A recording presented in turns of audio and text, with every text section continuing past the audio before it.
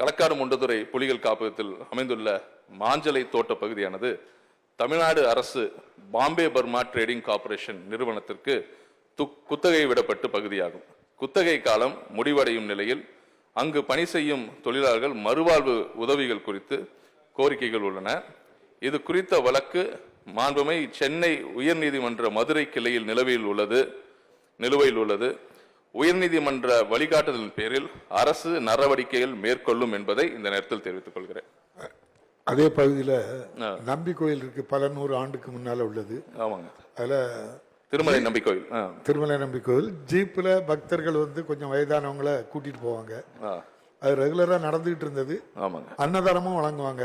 ஆமா, இப்ப அன்னதானத்துக்கு அனுமதி கொடுத்திருக்காங்க, ஜீப் போறதுக்கு அனுமதி இல்லை, அதையும் கொடுத்திருக்காங்க. ஐயா கோரிக்கை ஏற்று கண்டிப்பா அதை நெறிமுறைப்படுத்தி அதுக்கான அனுமதியை வழங்கிடலாங்க ஐயா. நன்றி. தமிழ்நாடு அரசின் யானைகள் பாதுகாப்புக்கென சீரிய முயற்சிகளால் கடந்த 3 ஆண்டுகளில் யானைகளின் எண்ணிக்கை 2761 2961 உயர்ந்துள்ளது. அழியும் தருவாயில் உள்ள அரிய வகை உயிரினமான தேவாங்கினை பாதுகாக்க தேவாங்க சரணாலயம் இந்தியாவிலேயே முதல் முறையாக கடவுரில் அமைக்கப்பட்டுள்ளது. கடல் வாழ் பாலூட்டியான அரிய அவுலியா, அதாவது டுகாங் என்கிற மேமல், அதை பாதுகாக்க பாக் நீரிணை, அந்த பாக் ஜலசந்தி பகுதியில் தஞ்சாவூர் மற்றும் புதுக்கோட்டை மாவட்ட எல்லைக்கு உட்பட்ட கடல் பகுதியில் அவுலியா பாதுகாப்பு காப்பமாக டுகா கன்சர்வேஷன் ரிசர்வ் இந்தியாவிலேயே முதல் முறையாக அறிவிக்கை செய்யப்பட்டுள்ளது.